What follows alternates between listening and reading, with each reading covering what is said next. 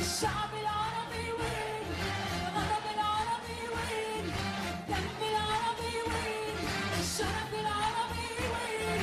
وين الملايين وين؟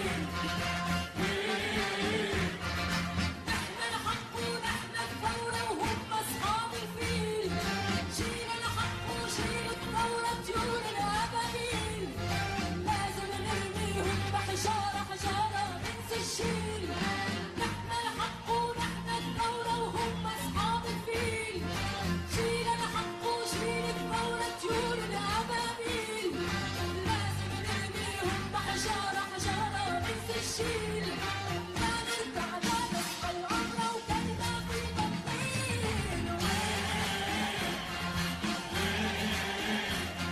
اللي في وسط الضلوع أقوى من الضلوع، اللي في وسط الضلوع أقوى من الضلوع، لو نفنا بدر الأبينا أردن يا زمان، أبدا ما تهون أراضينا والثورة عنوان،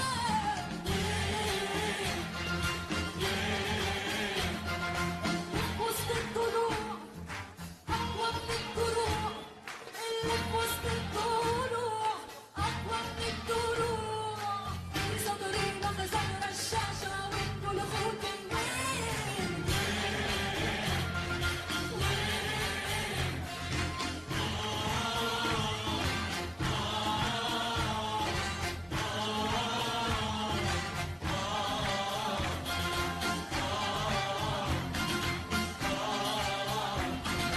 وين الملايين؟ الشعب العربي وين؟ الغضب العربي وين؟ الدم العربي وين؟ الشرف العربي وين؟ وين الملايين وين؟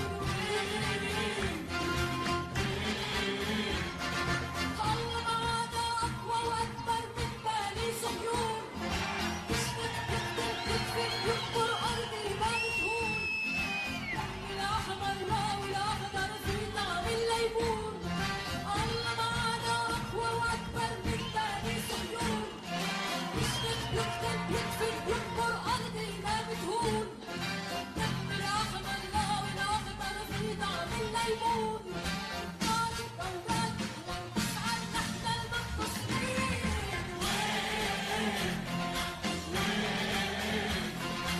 أقوى من الجبال أكبر من الرمال، أقوى من الجبال أكبر من الرمال، داخل الاعتقال نحن شهداء حيين، خارج الاعتقال نقاتل لا نرجع للدين، اللي في وسط الضلوع أقوى من الضلوع، اللي في وسط الضلوع أقوى من الضلوع، في صدرنا خزان رشاشة وانتو الخوت الوين.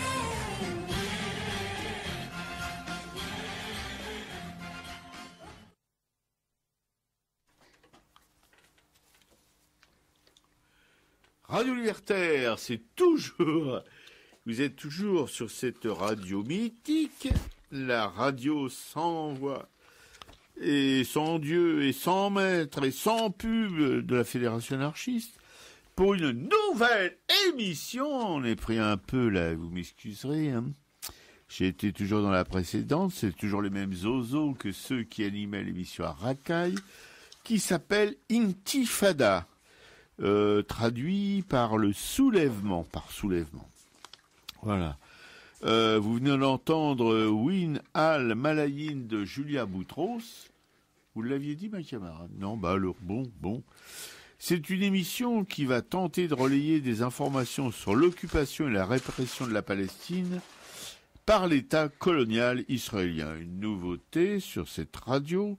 Je pense qu'on sera la seule radio de ce pays à consacrer des émissions entières à l'occupation de la Palestine par l'État colonial israélien. Avec une petite citation en ouverture, « La liberté porte depuis quelque temps un gilet pare-balles qui la protège. » Et c'est de Tahar Ben-Jeloun. Voilà. Alors pourquoi une nouvelle émission, enfin pourquoi en tout cas celle-ci sur la Palestine? qui sera à écouter chaque premier et troisième mardi de chaque mois de 13h à 14h sur Radio Libertaire 89.4 ou sur Internet pour une nouvelle émission. Voilà, c'est qui est consacré, je vous l'ai déjà dit, à la Palestine occupée pour combler les lacunes de l'info sur ce drame quotidien que vit ce tout petit pays depuis la création en 1948 d'un État hébreu sur son sol. Drame qui a montré son mufle sanglant dès la proclamation de l'annexion de leurs terres, leurs villages, leurs maisons, leurs villes, et la Nakba, le grand exode qui a vu fuir 800 000 Palestiniens terrorisés par les exactions, les assassinats perpétrés par le nouvel occupant. Et depuis, la terreur n'a pas cessé jour après jour, semaine après semaine, mois et année après mois et année. Et leur territoire de rétrécir comme peau de chagrin, au rythme des implantations de colonies et des spoliations de terres toujours plus nombreuses et meurtrières.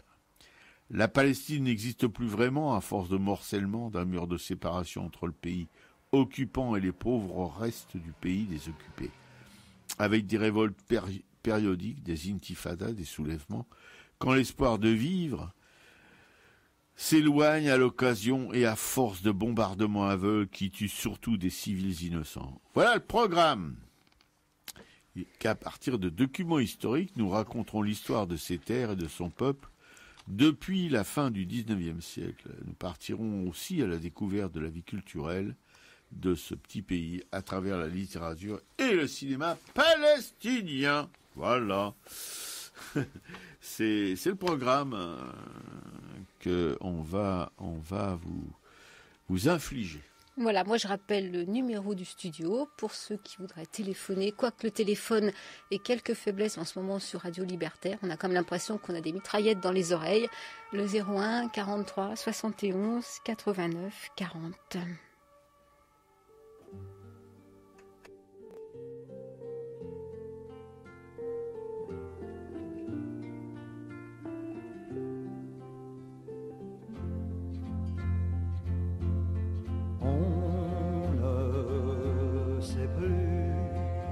Ce que l'on est, on ne sait plus qui l'on était, la vie qui va par-dessus nous, efface tout, elle s'en fout, la vie qui va, c'est la vie qui s'en va.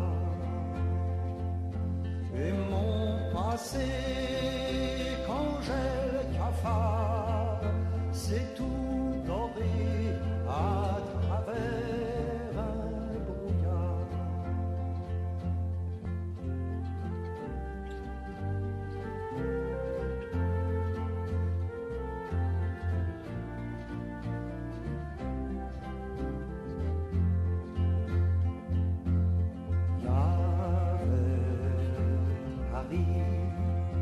Et puis ma rue, et puis Marie, et ses seins nus, la vie qui va par-dessus tout, efface tout, elle s'en fout, la vie qui va, c'est la vie qui s'en va.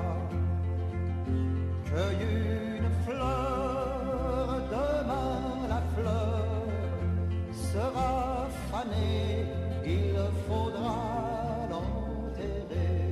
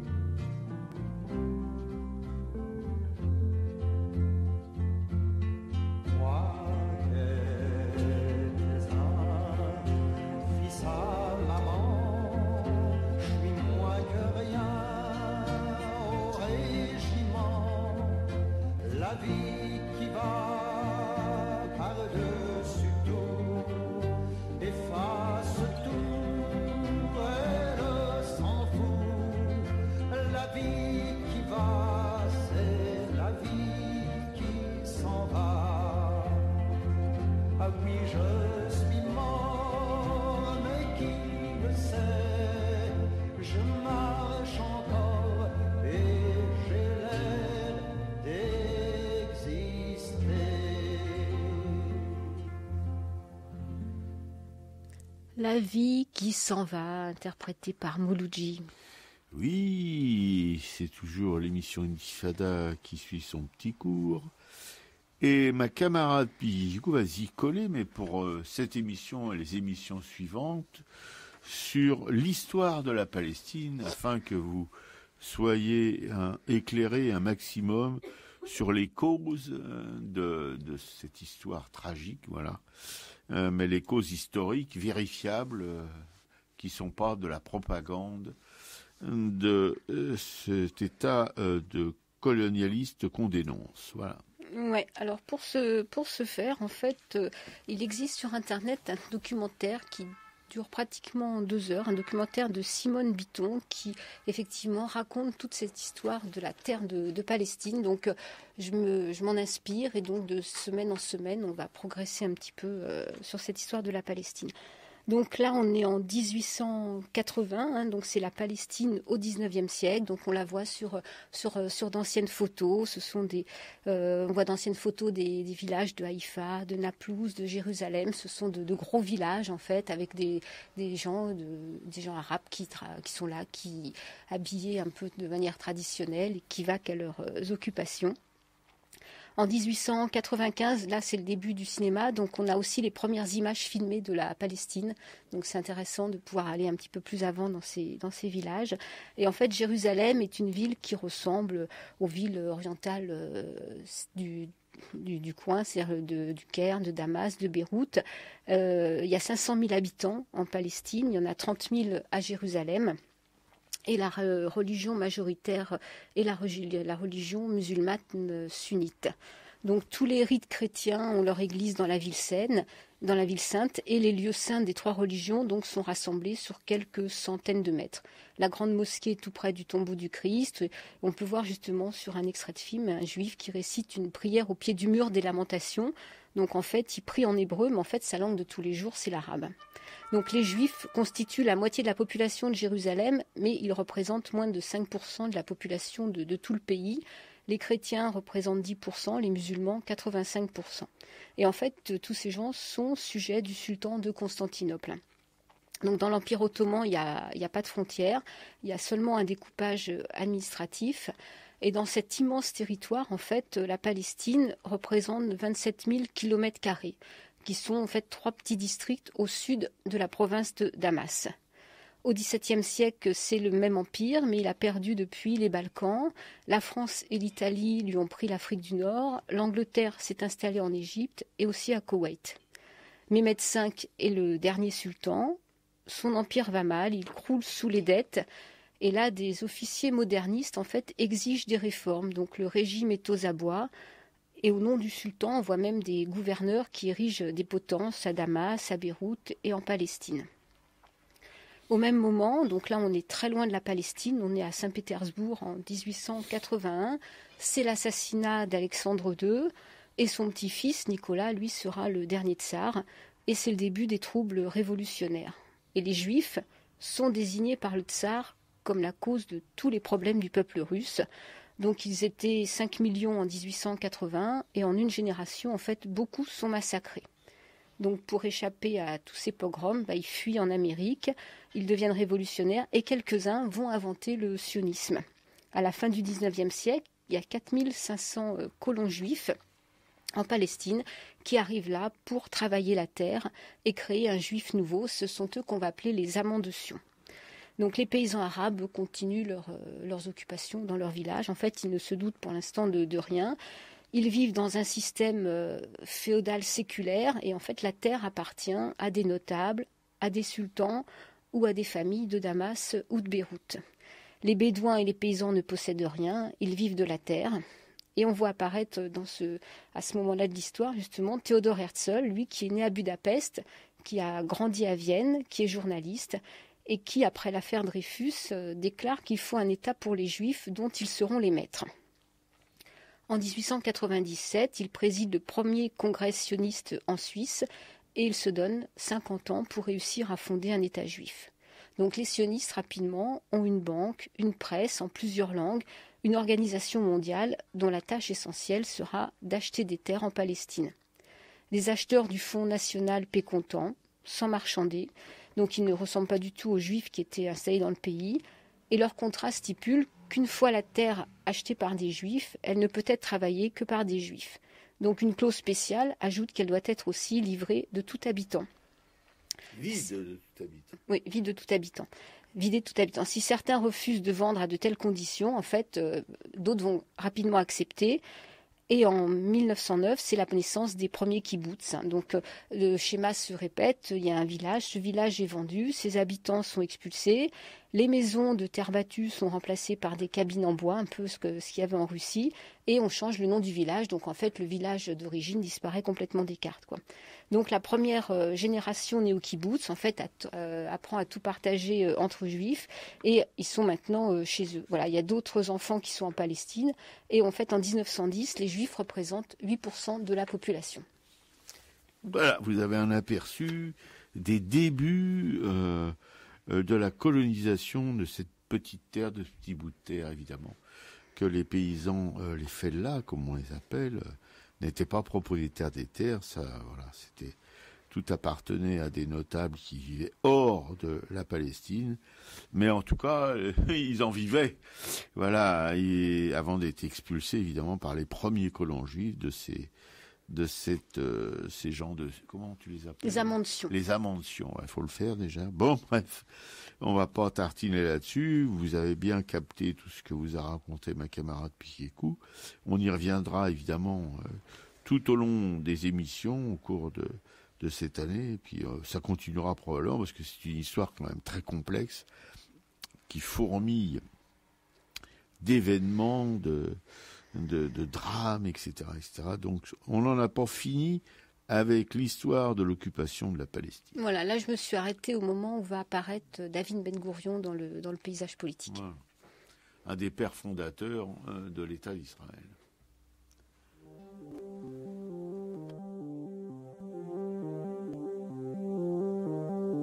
Malgré l'écran anxieux du néant, c'est pour mieux nous manger enfants et les silences et les boucans.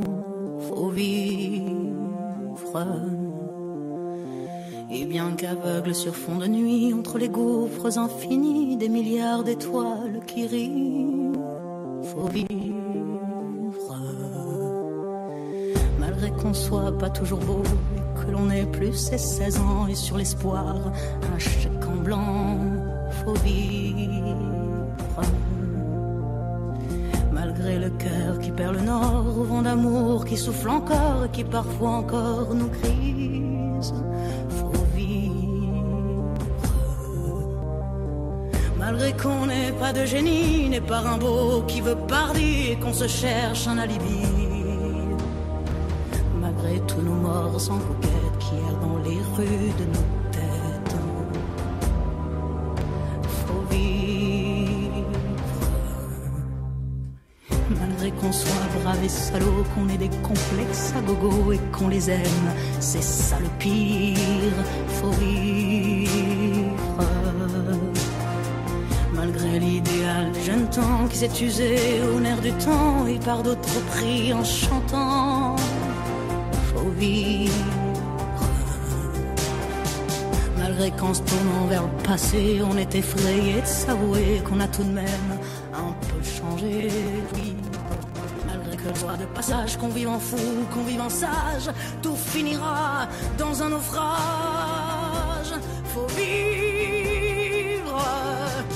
Malgré qu'au ciel de nos poitrines, en nos sentinelles endormies, dans un bruit d'usine gémit, le cœur aveugle qui funambule sur le fil du présent qui fuit,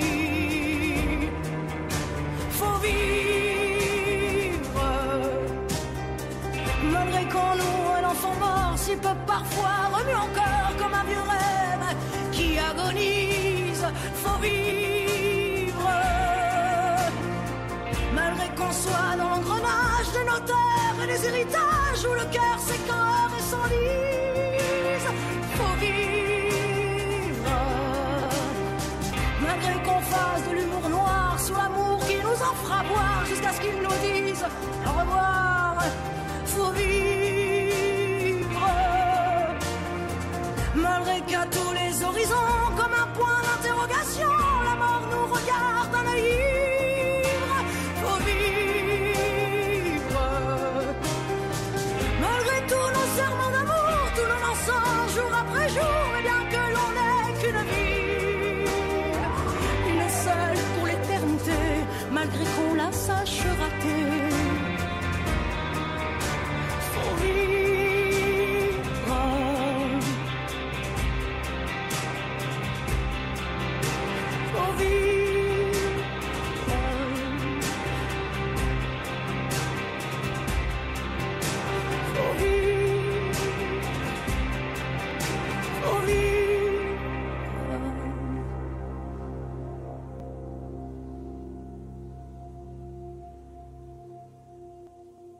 Mélismel, faut vivre. Oui, ils auraient condamné Dreyfus. Un article de Dominique Vidal, paru sur son blog Mediapart le 26 décembre 2017. Les dates sont importantes. En pleine traite des confiseurs, le moindre bruit résonne fortement. Or, tous les sites ultrasionistes se sont donné le mot. Encore un attentat terroriste? Ou bien une agression antisémite? Non. Il s'agit seulement d'un billet diffusé, voici près de 15 jours, par France Inter. Il est vrai que notre confrère Christophe Ayad, rédacteur en chef du Monde, y brisait une sorte de tabou médiatique. J'invite toutes mes amis, eux et mes amis IS, à écouter et faire écouter cet article. C'est du bon, de l'excellent travail journalistique. En 3 petites minutes, tout est dit de l'injustice subie par Salah Hamouri et sa famille. Factuel, le billet ne comporte pas un mot plus haut que l'autre, contrairement à mes jacasseries. Tel n'est pas l'avis des sites du Times of Israel, de la Ligue de défense juive, de JC News, de J-Forum, de News, d'Agiliance et autres CJFAI. D'une même voix, tous tapent sur le même clou. La Cour suprême a accusé Salah le 20 octobre d'être un haut responsable du Front populaire de libération de la Palestine, le FPLP de Georges Habash, dont ma camarade sorne le coup de son foulard, qui est qualifié de groupe terroriste. Évidemment, tous les groupes qui prônent la liberté de la Palestine sont des terroristes, c'est bien connu. On en a connu d'autres aussi qui accusaient nos résistants d'être des terroristes. Sauf qu'aucune de ces officines de propagande ne conteste l'essentiel rappelé par Christophe Ayad. La justice israélienne ne fait état d'aucune preuve à l'appui de son accusation. Et il est vrai que, s'agissant d'une détention administrative, elle ne doit pas en présenter. C'est la justice, vue par Israël. Cette pratique fascisante, héritée des lois d'exception du mandat britannique, permet aux autorités d'emprisonner pour une durée de 6 mois reconductible à l'infini, quiconque lui déplaît et sans procès. C'est ça, la justice. Sauf aussi que, dans le cas de Salah, le procès qui lui a valu 7 années de prison l'a également condamné. Plaider coupable oblige, sans aucune preuve, en tenaient lieu 2 dénonciations anonymes de soi-disant militants du FPLP dont la Cour a fait état sans jamais les produire. C'est la justice dans toute sa splendeur. Bref, avec une justice comme celle-là, le capitaine Dreyfus aurait fini sa vie à l'île du diable. Et des propagandistes comme ceux-là auraient applaudi. Il faut s'y faire.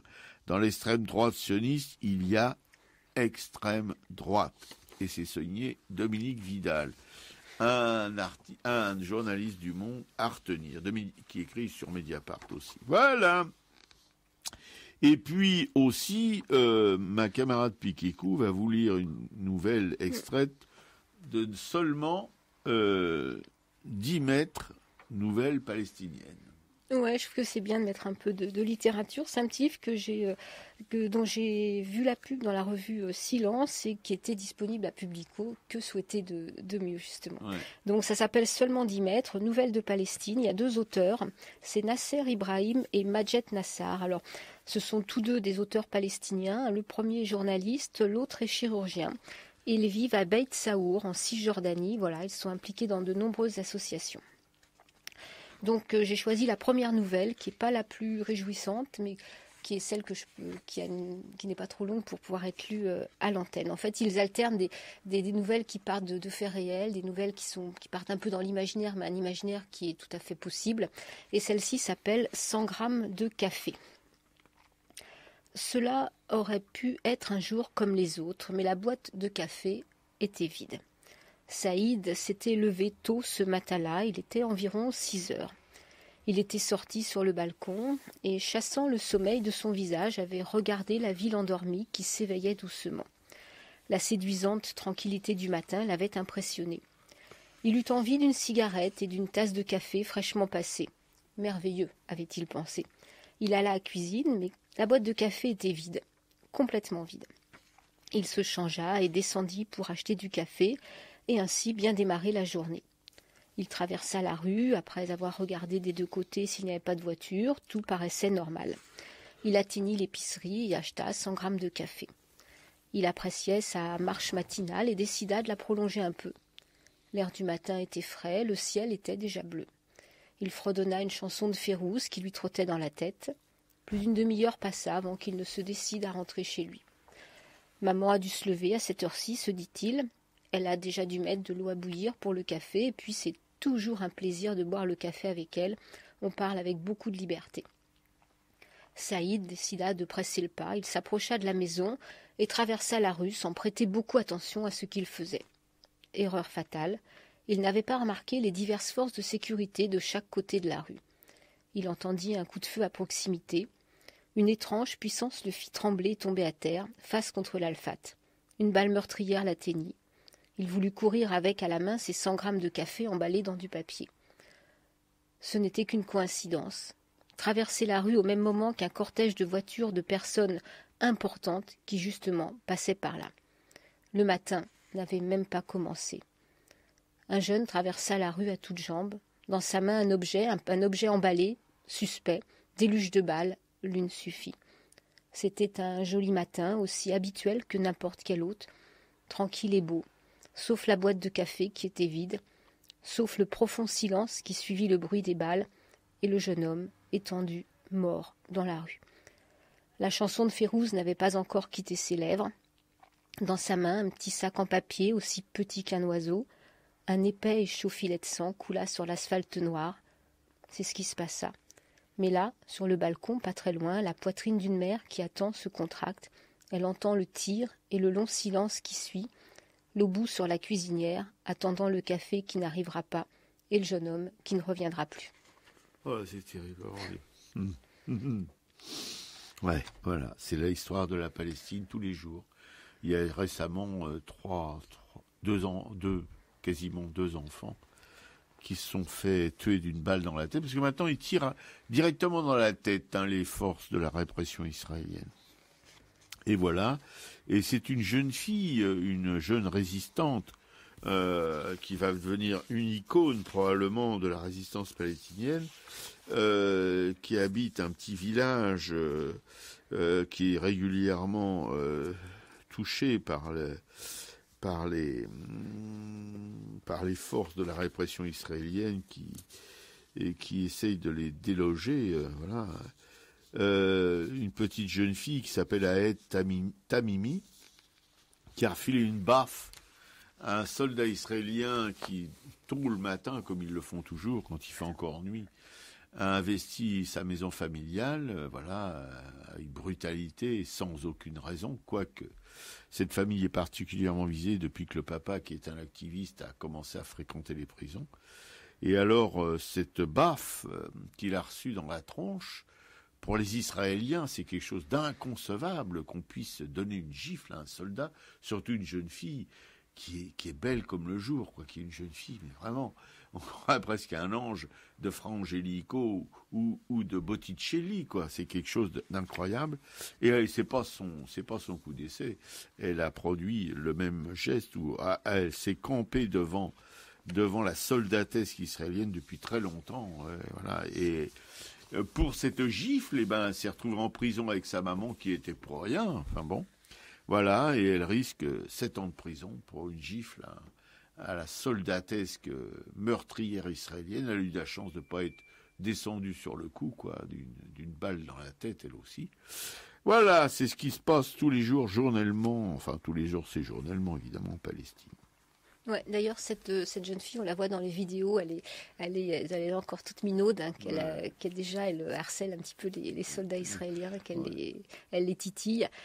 Et évidemment, la propagande israélienne la descend, la diffame, etc., en disant qu'elle cherche la publicité, sauf qu'elle n'a pas cherché à ce que son père purge des années de prison, que ses proches soient tués froidement par la soldatesque israélienne, voilà. Ouais, et justement, je crois que quand son père verse quelques larmes, elle dit il faut pas pleurer, mais son père dit mais non, ça va être des larmes de lutte, parce qu'effectivement, il y a une force, en fait, c'est ça qui qu'elle doit représenter aussi toute l'énergie d'une génération qui a envie de dépasser peut-être les problèmes entre le Hamas, le Fatah, enfin qui a envie vraiment que la Palestine se libère et qui est portée par cette envie de liberté, quoi. Il y a un moment justement où la Palestine est lasse, fatiguée de ces 70 ans d'occupation et de rapines et de meurtres perpétrés par l'occupant, et qu'il y a cette jeune génération qui se lève et qui dit non, on continue le combat. Voilà, peut-être d'une autre manière, mais on le continue. Les hommes vivront d'amour, il n'y aura plus de misère. Les soldats seront troubadours, mais nous serons morts, mon frère. Dans la grande chaîne de la vie, où il fallait que nous passions, où il fallait que nous soyons, nous aurons eu la mauvaise partie. Quand les hommes vivront d'amour, il n'y aura plus de misère. Les soldats seront troubadours, mais nous serons morts, mon frère. Dans la grande chaîne de la vie, pour qu'il y ait un meilleur temps, il faut toujours quelques perdants. De la sagesse, ici-bas, c'est le prix. Quand les hommes vivront d'amour, il n'y aura plus de misère. Les soldats seront troubadours, et nous serons mon frère.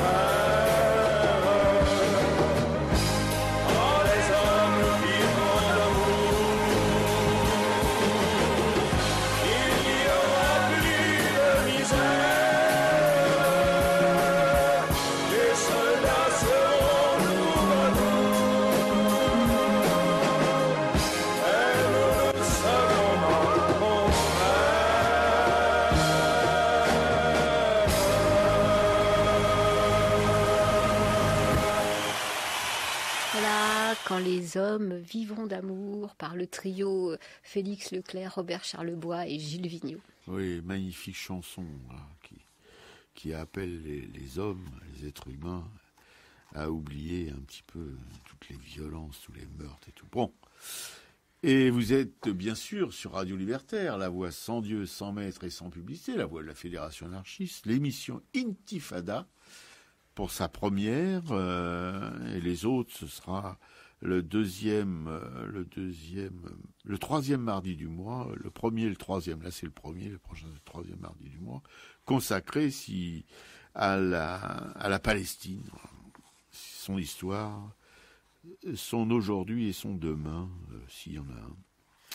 Et tout de suite, pour continuer notre exploration de ce domaine extrêmement sensible, pour nous en tout cas, une lettre de l'ambassadeur d'Israël en France à Laurent Geoffrin, suite à une publication de Laurent Geoffrin dans Libération concernant l'occupation, je pense, justement de la Palestine. Ouais, alors, oui, c'est ça, c'était un édito, je crois que Geoffrin avait fait, qui s'appelait « Dieu est-il diplomate ?» Voilà, c'est ça.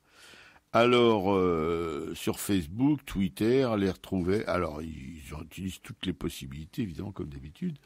L'ambassadeur d'Israël en France écrit donc à Laurent Geoffrin, le directeur de la publication Libération, sous le titre « Dieu est-il diplomate ?» Laurent Geoffrin s'est inquiété de l'édition du 8 décembre d'entendre l'ambassadrice d'Israël à Paris, Aliza Bin Noun, se référer à la Bible pour justifier la décision de Donald Trump de transférer l'ambassade des États-Unis à Israël. Ce mélange du sacré et du politique lui paraissait néfaste, ô combien, à la recherche d'un compromis nécessaire à l'apaisement du conflit entre Israéliens et Palestiniens. Alors évidemment, ça n'a pas plu en face. Donc elle publie un texte pour apporter de l'eau au moulin de la propagande israélienne. Et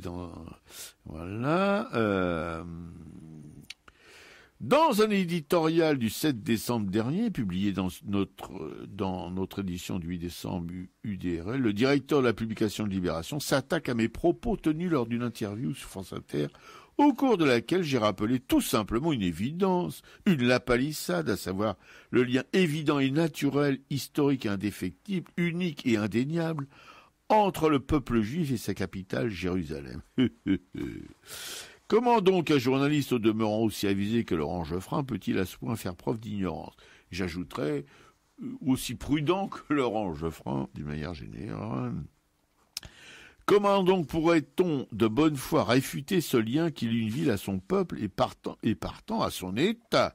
Doit-on réellement prouver la place qu'occupe Jérusalem dans l'histoire du peuple juif à travers les millénaires? Non, mais il devrait dire depuis le quaternaire, quasiment, quoi. Depuis que le roi David, encore lui, sans roi, je sais pas ce qu'il deviendrait, ces pauvres sionistes, enfin, en tout cas, bref, en fit sa capitale, depuis que son fils, le roi Salomon, encore un autre, il bâtit son temple. C'est le temple d'un roi, c'est pas autre chose, tel que relaté dans la Bible. La Bible est-elle devenue un mythe? Bah oui, ma pauvre dame, la Bible est un mythe, le roi David, une légende. Bah oui, ma pauvre dame, quelque sorte. Le temple de Jérusalem, un conte folklorique, pratiquement, bref. Les prophètes y ont prêché une fable. Quel prophète, on se le demande. Une chose est sûre pourtant, en tout cas pas le Christ. Une chose est sûre pourtant, tous les conquérants au fil des siècles, de Nabuchodonosor au général Titus, s'y installèrent pour tenter justement, par le glaive et la force, d'éradiquer ce lien si particulier entre le peuple juif et Jérusalem. Combien de divisions le peuple juif? Bon, c'est la question qu'avait posée Hitler au pape. Non, pas Hitler, qu'est-ce que je déconne? Staline, pardon, c'est pas mieux. Bon. Est-ce donc par la plume d'un éditorial qu'aujourd'hui l'on essaie de perpétuer ce vain objectif de vouloir nier l'indéniable, nier le fait que tout au long de 2 millénaires, les Juifs du monde entier se sont tournés 3 fois par jour vers Jérusalem pour prier, qu'à tous les mariages juifs célébrés sous le dais nuptial, le futur époux brise un verre pour marquer le bémol, à toute joie du fait de la destruction de Jérusalem, nier le fait que les combattants du ghetto de Varsovie, alors qu'est-ce qu'ils viennent faire là-dedans? En avril 1943, les stars de tous les juifs du monde ont prononcé le soir de la Pâque juive, quelques heures avant l'assaut final des nazis, la célèbre phrase l'an prochain à Jérusalem. Oui? Non, c'est bien. C'est pour que tu souffles un peu. Voilà, bon, je veux pas...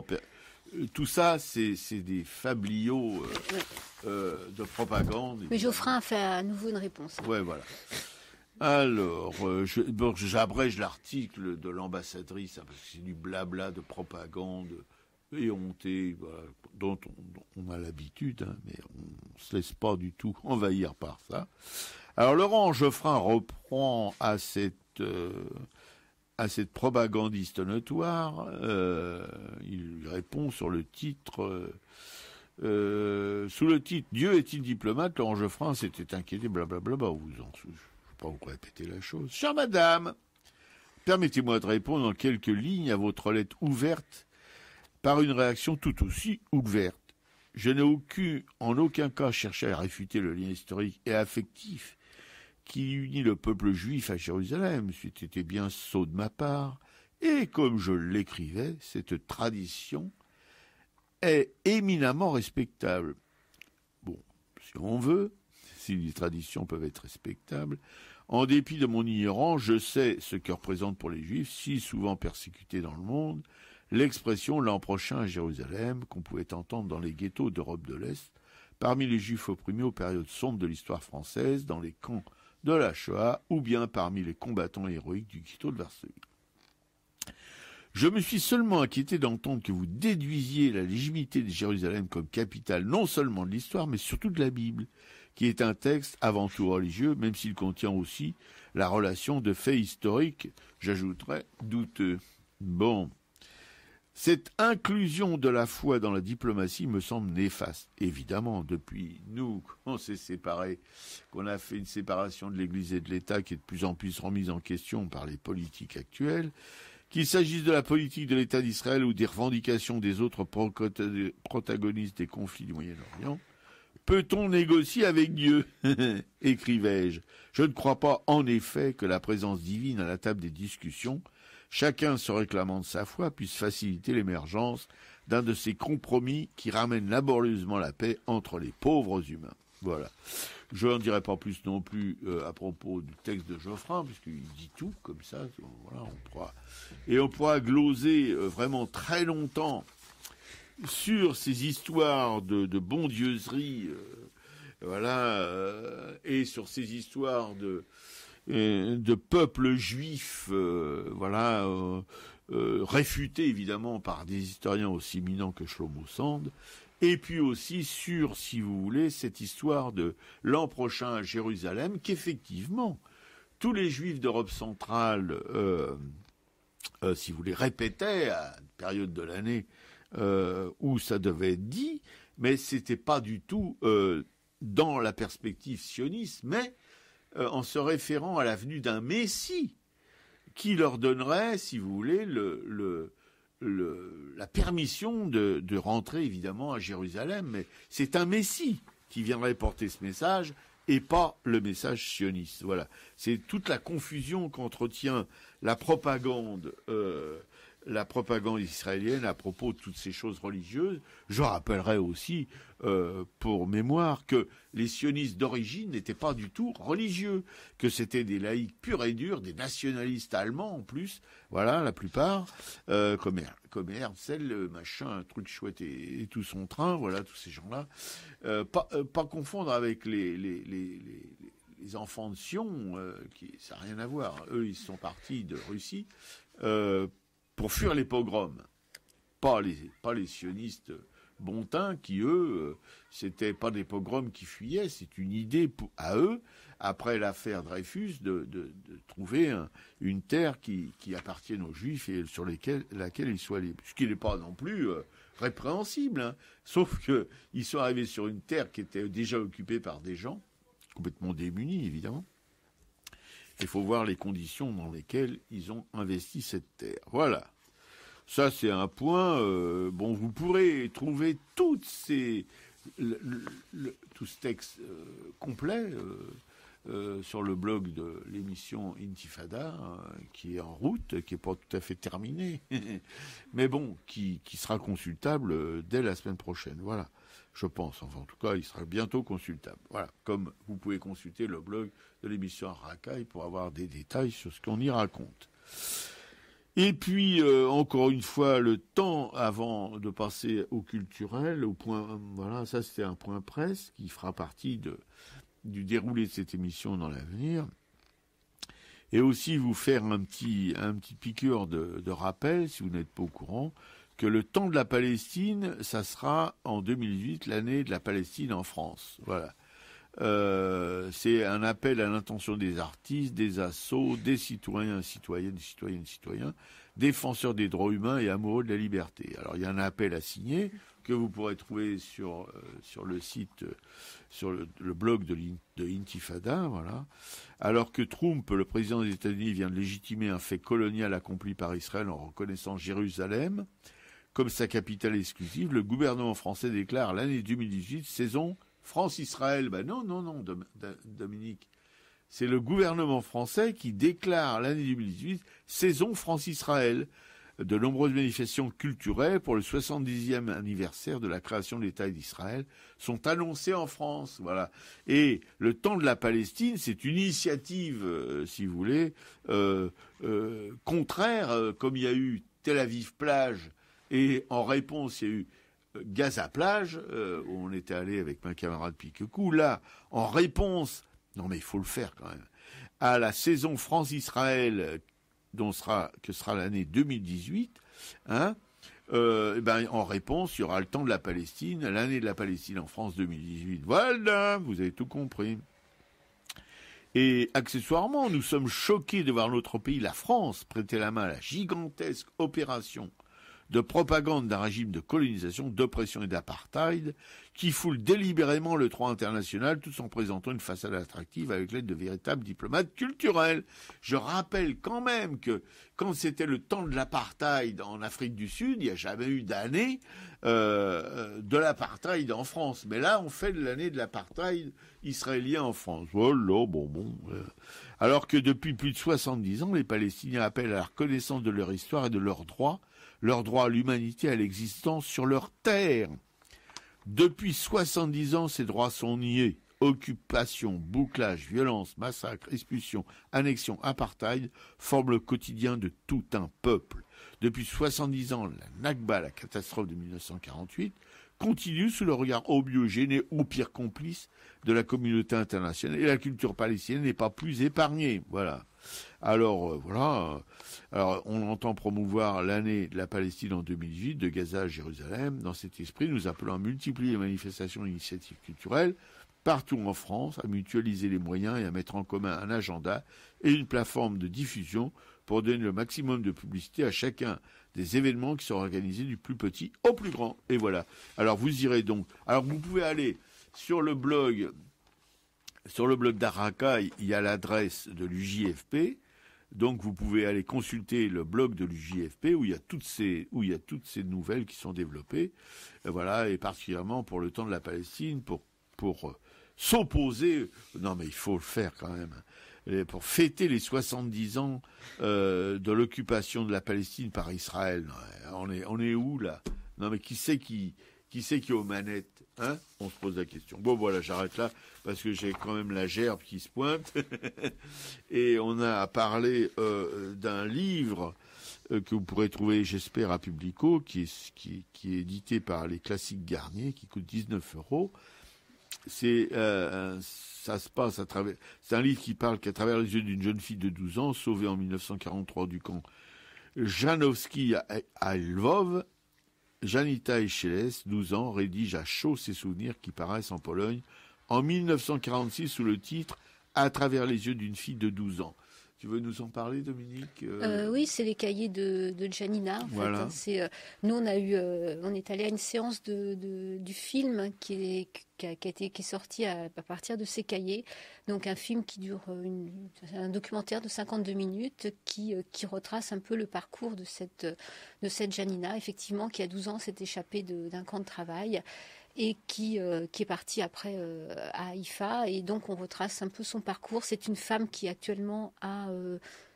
presque 90 ans. Oui, presque 90 ans, qui apparaît très peu dans le film parce qu'elle n'aime pas qu'on parle d'elle, qu'on la filme.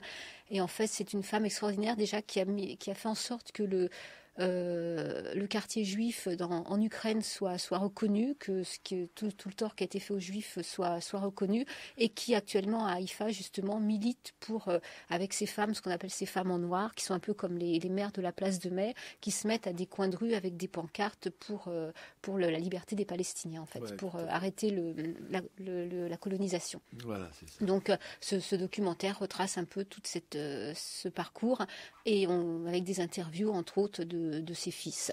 Et c'est vrai que nous on a vu la projection de ce film, on a assisté à la projection de ce film à la mairie du 11e arrondissement. La réalisatrice était là, ses 2 enfants étaient là. Et on a fait des rencontres passionnantes, justement. Et donc, ce petit bouquin, là, tu as mis 19 € et là, il le vendait 14,50 €. Enfin, voilà, c'est un livre qu'effectivement, qu'il faut avoir, que je me suis procuré. Et on aura l'occasion d'y revenir parce qu'il y a des morceaux d'épilogue que j'aimerais bien lire, quoi. Oui, tout à fait. Et vraiment, si vous voulez, pourquoi? Parce que cet enfant a été, Dominique dit un camp de travail, effectivement, mais un camp de travail où on pendait, où on tuait allègrement les juifs qui travaillaient, voyez-vous, c'était voilà, comme dans les camps d'extermination, pas plus, pas moins, plutôt plus même que moins. Voilà, elle a réussi, mais ils avaient, d'une certaine manière, si on peut qualifier cette chance, ils pouvaient sortir pour travailler à l'extérieur évidemment dans des emplois pas payés, etc. C'était des esclaves, voilà, du régime. Et si vous voulez, elle a réussi donc à s'évader. Elle a été recueillie par des Polonais, une famille polonaise qui l'a recueillie. Comme quoi les Polonais n'étaient pas tous pourris. Il y a toujours des gens, il y a toujours des justes quelque part dans le monde. Voilà, ça rassure pas, mais ça relativise un tout petit peu la barbarie humaine, voilà.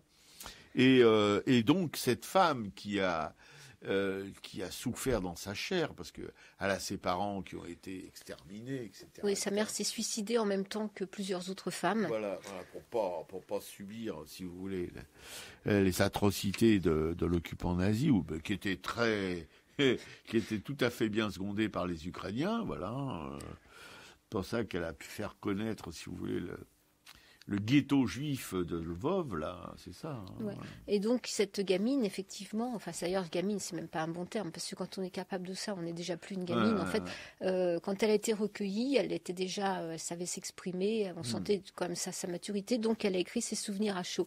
Et en fait, ce livre est passé complètement à la trappe dans les livres sur l'extermination des Juifs. Pendant On a 70 ans. Voilà, il y a Anne Frank qui a complètement raflé la vedette, quoi. Ouais. Et là maintenant, c'est bien de le ressortir. Et d'ailleurs, le documentaire, la réalisatrice nous expliquait que, par exemple, Arte n'a pas pris son documentaire pour l'instant. Ils n'en veulent pas parce qu'ils veulent pas des documentaires à tiroir. Donc, à la limite, ils prendraient un documentaire sur l'extermination des Juifs. Mais le fait qu'à la fin, il y ait justement toute cette partie sur son engagement pour la Palestine ne doit pas plaire, quoi. Voilà, c'est ça.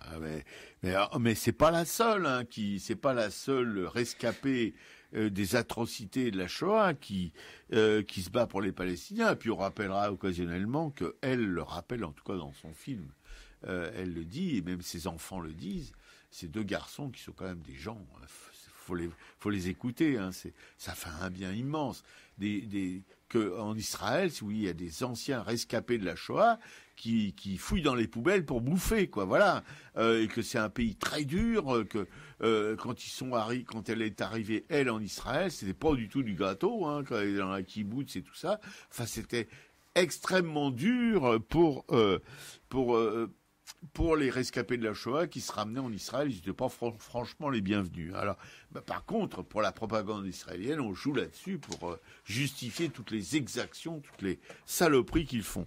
Et elle, cette femme, avec d'autres, évidemment, comme vous l'a dit ma camarade Piquécou, et c'est très, très, très important pour nous, en tout cas, de savoir que ces femmes, dont elle, évidemment, se battent pour la liberté des Palestiniens. Ça va mettre mal à l'aise, en quelque sorte, les autorités coloniales israéliennes. Ouais, elles sont vraiment courageuses parce que dans le film, on voit juste une voiture qui les insulte et en fait, en discutant avec un des intervenants dans la salle, en fait, ça va beaucoup plus loin. Elles se font cracher dessus vraiment d'une manière méprisante. Oui, tout à fait.